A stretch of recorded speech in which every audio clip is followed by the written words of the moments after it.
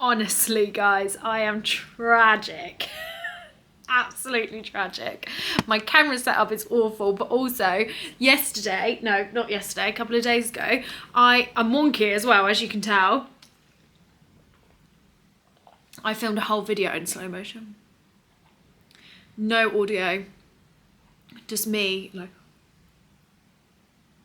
I wish I was joking. So I'm having to refilm. Now, this video is my top tips on how to gain weight. Now, you will also have to bear with me as I'm getting used to having a camera with the viewing point to the right and not above, and I feel like that just messes with my head. But I thought it was time for an updated version on my tips when it comes to gaining weight, because I get asked about it all the time. And I feel like as my journey sort of progressed, it has sort of changed my mindset around it. Or like, I feel like I've got a bit more value to add now. So I thought I would go through my tips around gaining weight, because if there's one thing that I've learned through this gaining weight journey, and I know this is so much easier said now that I've been through it, or like, it's really hard to see that side when you're going through it, but it actually ain't that bad. Like, especially when you fully recover from amenorrhea and like disordered eating, you're sort of back training and training quite hard and stuff like that, then yeah, it's actually not that bad. So yeah, let's go through them. So number one would be to really focus on working on your overall happiness. Now, often with weight gain, because we're so scared of it, we tend to focus on it quite a bit. And the problem is when we're scared of something, our brain's going to keep looking out for it, right? So we start to sort of like pick apart, and we'll be like, oh my God, I've gained weight there. Oh my God, I've gained weight there. Oh my God. Oh my God. Oh yeah, see, look, my clothes are this tight, and blah, blah, blah, blah, blah. And when that's what we're focused on, it's what we see more of it, right? If you ever say like, oh, I really want, I don't know, a blue car, then suddenly you see blue cars everywhere. You do get what you focus on. So my tip here would be to really focus on creating happiness and memories and love and connection and that kind of thing, and really seek that out. So if you're sort of, you know, your intention every day is to create memories and to create happiness and to create connection in your life and to serve others and to sort of like, once your focus is elsewhere, it's a lot easier to deal with because you're just not focused on it. So I would really encourage you to plan loads of memories, whether that's like, and also things that you wouldn't have done when you were like, when you were in like deep sort of like disorder or whatever sort of your journey that you've been on. But plan memories, make priorities to, you know, do things that fill you with fun. And I found that the more I prioritized that, the less I became focused on my weight gain, because obviously my focus is elsewhere. Number two is to have a clear out of all your clothes. And, you know, there's loads of things you could do now. You can sell them on like Vinted and Depop and things like that. You can gift them to charity. You could swap them with friends. Maybe there's someone that might want something and you might be able to do like a wardrobe swap type thing. There might even be that online. If not, that's a good idea. You can donate them, you can sell them, that kind of thing. And have a big clear out. And one of my biggest tips here is don't feel the need to always feel like you have to try everything on. There was definitely some clothes that I just knew just wouldn't have fitted me, whether that's because when I was even smaller they were actually like quite snug, or they were like tight fitting elsewhere. It's like, well, I just know I'm not gonna fit into those anymore, so I'm just gonna save myself the hassle and just get rid of them. Like I'm just not even gonna bother trying them on. So that would be number two. And then number three would be to actually invest in a new wardrobe. Now, completely aware that not everyone has the funds to be able to do that. So whether that is selling your old clothes and then using the money to buy new ones, or potentially swapping and things like that. But when it comes to creating your new wardrobe, take this as an opportunity to sort of really step into the real you. Now, I don't know about you, but when I was really small and I was deep in sort of my disordered eating and stuff, I wore lots of dark clothes. Sometimes, and no, most of the time I wore like just lots of gym stuff and dark clothes, and I didn't really sort of express myself through clothes, which I did when I was younger. I've always been really into sort of like loud and like quirky clothes. And as I sort of went through my disorder, that sort of shrunk as well as my body and sort of my personality. So as I like recovered and I started looking into this like new wardrobe, I was like, okay, who is it that I actually really want to like be? Like, how do I want to express myself through fashion? as someone that studied fashion at uni, and I've always sort of been in, like I said, been into quirky clothes, I really was like, oh my God, this is actually such a massive opportunity for me to really show up as sort of who I want to be in regards to fashion. And I'm such a big believer in the clothes you wear does help shape your mood. So that might not affect you, but I personally find it like when I wear sort of like little bit fun clothes and like patterns and colours and stuff, I always feel so much better than, say, like if I just stay in my gym kit all day. Sweaty gym kit. So yeah, think about like the new sort of style. Obviously that might not be any, like you might not be interested in colour and patterns and stuff, but you might think, actually, do you know what, I love like the neutral and the sophisticated looks, and maybe that's sort of like the angle that you want to go down. You know, like this is an opportunity to really like think about how you want to be seen and how you want to show up as your like new and improved, recovered, feeling good about yourself you.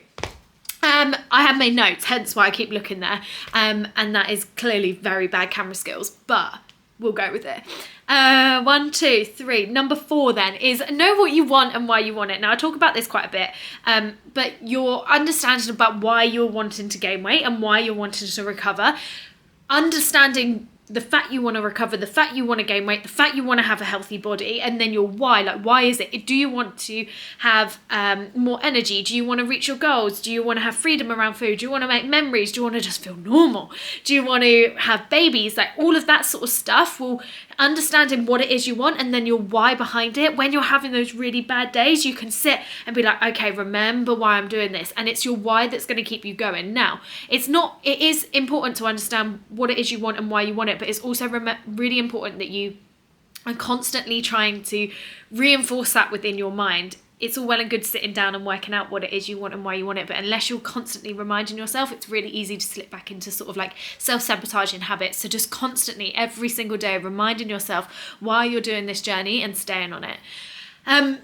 And also along that, actually, with the what you want and why do you want it, like seeking out support. When you know what you want and why you want it, I feel like it's easier to communicate that to others. So if you can then find a support network, whether that's through like what we're doing on socials or like in this community, or whether you've got family and friends, if you know what you want and why you want it, I find it so much easier to be able to then communicate that with other people that you love, to then ask for some support. Shall I just give up with the counting thing? Because I've always been rubbish at it.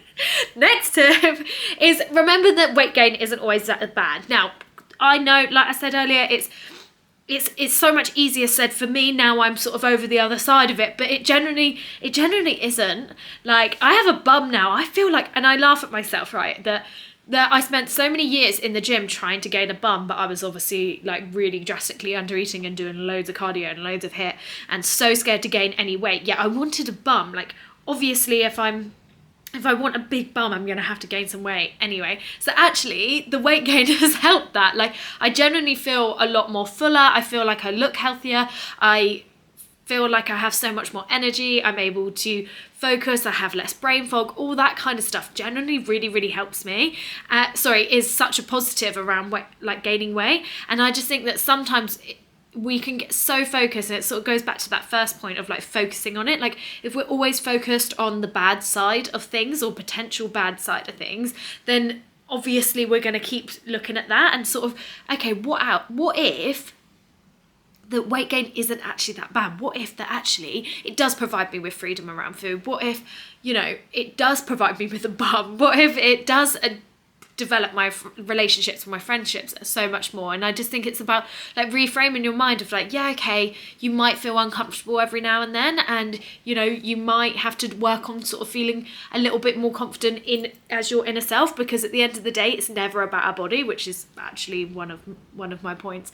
In fact, I'll just go on to it. So like another point is like the fact that it's never actually about our body. Like, a lot of the time it's always how we view ourselves. So if we can work on how we're viewing ourselves, we'll understand that weight gain actually isn't all that bad, because you're working on like how you feel about yourself. And I think that's really important on this journey, is making sure that, whether it's seeking help for a coach or a therapist or anything else, whether it's seeking support on socials and stuff, it's like really doing that inner work. Maybe it's journaling, maybe it's meditating and that sort of stuff, to really learn about who you are and how you want to show up as a person, and working out who it is you truly are. Because the changing of your body and your fearfulness around weight gain, I believe, is never really about how you look. It's sort of how you view yourself instead. Yeah. Another point is to remember that actually weight gain doesn't always mean that it's unhealthy. So I said here, like, you can still grow and shape your body, and no one is ever saying you can't. And this is really, really important. I'm a big advocate for feeling sexy in our own skin. And if that means slightly changing it, then do you know what? I'm all for it. But what I'm not okay with is changing it at the expense of our health. So once you recover and you get your period back and you're at a healthy weight, there's nothing to say that you can't then go lift weights. In fact, I think you should go lift weights. It's so empowering as a female, and I still laugh at myself when I say that, because if 18-year-old Chloe, who did like loads and loads of cardio, heard me say lifting weights is empowering, she'd be like, no it's not.